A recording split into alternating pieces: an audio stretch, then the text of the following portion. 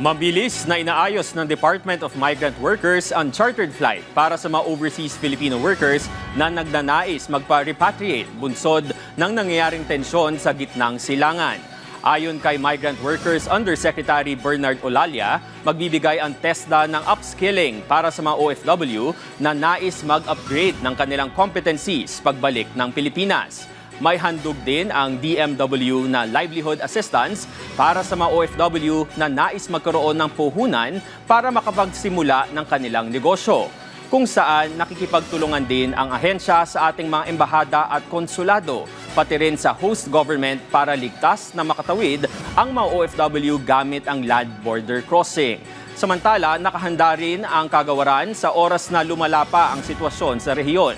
Sa ngayon, naabot sa 7,000 OFWs ang binabantayan ng kagawaran sa Persian Gulf at sa Strait of Hormuz. Yung licensed manning agencies natin, ng mga ship owners, ay atin ding minomonitor at pinagsasabihan natin at ginagabayan na i-monitor yung kanilang mga seafarers, tulungan kung may mga pangangailangan at ihingi po ng tulong dito sa DMW kung kinakailangan ng assistance mula po sa ating gobyerno.